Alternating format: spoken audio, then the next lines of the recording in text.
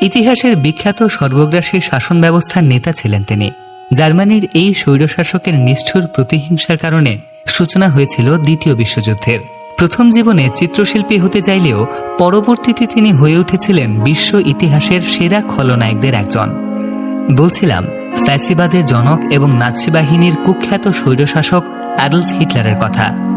1889 সালের 20 April Australia বাভেরিয়ার মাঝামাঝি Bruno আমিন নামক এক গ্রামে হিটলারের জন্ম।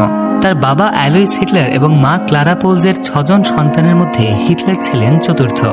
6 বছর বয়সে তিনি স্থানীয় অবৈতনিক স্কুলে পড়াশোনা শুরু করেন। ছোটবেলা থেকেই হিটলার ছিলেন একগুঁয়ে, জেদি আর রাগচটা। পড়াশোনার চেয়ে তাকে বেশি আকৃষ্ট করত ছবি আঁকা। 11 বছর বয়সে তিনি ঠিক করলেন এবার পুরোপুরি ছবি আঁকাতেই মনোযোগী হবেন। কিন্তু চিত্রশিল্পী হওয়ার স্বপ্ন নিয়েও পরবর্তীতে কেন তিনি বেছে নিয়েছিলেন সামরিক জীবন? প্রথম বিশ্বযুদ্ধোত্তর জার্মানিকে পুনর্গঠন করে বিশ্বমঞ্চে যার নায়ক হওয়ার কথা, কিভাবে তিনি হয়ে উঠেছিলেন দ্বিতীয় বিশ্বযুদ্ধের সবচেয়ে বড় খেলোয়াড়? আজ আমরা অ্যাডলফ হিটলারের জীবনের আদ্যপান্ত আলোকপাত করে এই প্রশ্নগুলোর উত্তর খুঁজে নেবার চেষ্টা করব। তাই ভিডিওটি শেষ পর্যন্ত আমাদের সাথেই থাকুন।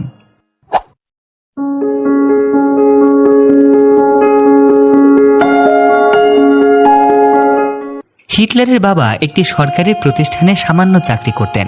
তার বাবার ইচ্ছে ছিল তার ছেলে স্কুলে পড়াশোনা শেষ করে কোনো চাকরি জুটিয়ে নেবে, কিন্তু বাবার ইচ্ছের বিরুদ্ধে স্কুল ছেড়ে দিয়ে তিনি স্থানীয় এক আর্ট স্কুলে ভর্তির জন্য চেষ্টা করেন।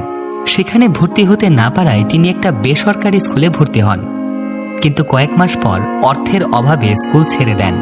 1903 খ্রিস্টাব্দে হিটলারের বাবা মারা যান। বাবার রেখে যাওয়া পেনশন এবং সঞ্চিত অর্থ দিয়ে কোনো মতে তাদের সংসার চলতে থাকে। 1907 সালে তার মা মারা যাওয়ার পর হিটলার একেবারে নিঃস্ব হয়ে পড়েন। একসময় ভাগ্য অন্বেষণে তিনি ভিয়েনায় যান। সেখানে একজন সাধারণ দিনমজুর এবং জল রঙের চিত্রশিল্পী হিসেবে জীবিকা নির্বাহ করা শুরু করেন। এই সময়ে তার মনে প্রথম ইহুদি বিদ্বেষ জেগে ওঠে। তখন ইহুদিরাই জার্মানির অধিকাংশ কলকারখানা এবং সংবাদপত্রের মালিক ছিল।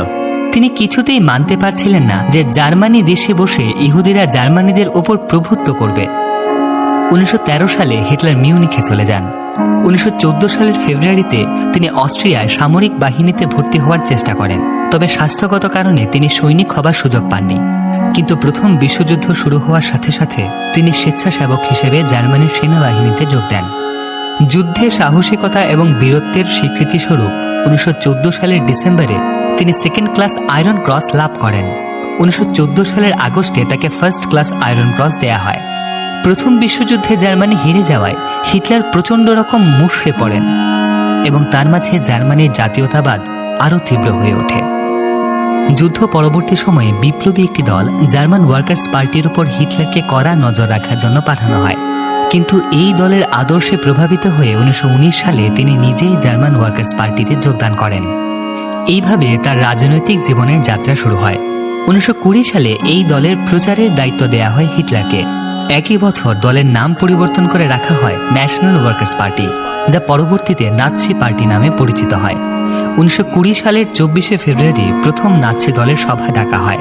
হিটলার এই সভায় তার 25 দফা দাবি পেশ করেছিলেন এবং স্বস্তিকা চিহ্নযুক্ত দলের পতাকা প্রকাশ করেন। ক্রমশ নাৎসি দলের জনপ্রিয়তা বৃদ্ধির ফলে 3 বছরের মধ্যেই দলের সদস্য সংখ্যা হয়ে যায় প্রায় 56,000। জার্মানির তৎকালীন পরিস্থিতিতে এ ধরনের একটি রাজনৈতিক দলের উত্তরণের বেশ ভালো সম্ভাবনা ছিল। এরপর তিনি একটি ডানপন্থী সরকার গঠন করার জন্য বার্লিনে একটি সামরিক অভ্যুত্থান করার চেষ্টা করেন, কিন্তু এই অভ্যুত্থানটি ব্যর্থ হয়। 1 বছরের জন্য তাকে ল্যান্ডসবার্গের পুরনো দুর্গে বন্দী করে রাখা হয়। সেইখানেই তিনি মেইন ক্যাম্প বা আমার সংগ্রাম বইটি লেখেন। একে বলা হতো নাৎসিদের বাইবেল। 1939 সাল পর্যন্ত এই বইটি 11টি ভাষায় অনুদিত হয় এবং 5 মিলিয়নের বেশি কপি বিক্রি হয়। 1921 সালে তিনি নাৎসি পার্টির চেয়ারম্যান নিযুক্ত হন। 1930 সালে জার্মানির করুণ পরিস্থিতির সুযোগ নিয়ে তিনি অর্থনৈতিক মান্দা, ইহুদি আধিপত্য এবং ভার্সাই চুক্তির বিরুদ্ধে জনমত গড়ে তুলতে থাকেন। 1932 সালে তিনি জার্মানির চ্যান্সেলর পদে নিযুক্ত হন। ক্ষমতা দখলের জন্য তিনি ঘৃণ্য রাজনৈতিক চক্রান্ত শুরু করেন। বিরোধী দলের মধ্যে নিজের দলের লোক প্রবেশ করিয়ে বিশৃঙ্খলা সৃষ্টি করার মাধ্যমে তিনি সমস্ত জার্মানির অবিসংবাদিত নেতা হয়ে ওঠেন। 1933 সালে হিটলার ভার্সাই চুক্তির শর্তগুলো মানতে অস্বীকার করেন এবং নিজের শক্তি এবং ক্ষমতা বিস্তারে মনোযোগী হন। 1934 সালে রাষ্ট্রপতির পরিবর্তে হিটলার নিজেকে জার্মানির ফুয়েরার হিসেবে ঘোষণা করেন। এই সময় হিটলার রাষ্ট্রের অর্থনীতিকে নতুনভাবে সাজান, সামরিক বাহিনীকে নতুন নতুন সব অস্ত্রশস্ত্রে সজ্জিত করেন এবং সর্বোপরি একটি সমগ্রতাবাদী এবং ফ্যাসিবাদী একনায়কত্ব প্রতিষ্ঠা করেন। 1939 সালে জার্মানরা পোল্যান্ড অধিকার করে, ফলে ব্রিটেন এবং ফ্রান্স জার্মানির বিরুদ্ধে যুদ্ধ ঘোষণা করে। এভাবেই দ্বিতীয় বিশ্বযুদ্ধ শুরু হয়। যুদ্ধের অক্ষশক্তি তথা জার্মান নেতৃত্বাধীন শক্তি ইউরোপ, আফ্রিকা এবং এশিয়ার বেশ কিছু অঞ্চল দখল করে নেয়, কিন্তু অবশেষে মিত্রশক্তি বিজয় লাভ করে। 1945 সালের মধ্যে জার্মানি ধ্বংসস্তূপে পরিণত হয়। হিটলার পদ্ধতিগতভাবে ইহুদিদের হত্যা করার জন্য তৈরি করেছিলেন অসংখ্য কনসেন্ট্রেশন ক্যাম্প। তার রাজ্য জয় এবং বর্ণবাদী আগ্রাসনের কারণে তৎকালীন ইউরোপের মোট ইহুদির 2/3 অর্থাৎ 60 লক্ষ ইহুদি সহ সর্বমোট 1,10,00,000 মানুষকে পরিকল্পনা মাফিক হত্যা করা হয়। ইহুদি নিধনের এই ঘটনা ইতিহাসে হলোকাস্ট নামে পরিচিত। 1945 সালে যুদ্ধের শেষ দিনগুলিতে হিটলার বার্লিনেই ছিলেন। রুশ সৈনিকরা যখন বার্লিন শহরের উপকণ্ঠে ঢুকে পড়ে, এমন একটা সময় তিনি ইভা ব্রাউনকে বিয়ে করেন। কিন্তু বিয়ের 24 ঘন্টা পার হওয়ার আগেই তিনি ফিউরার বাংকারে সস্ত্রীক আত্মহত্যা করেন।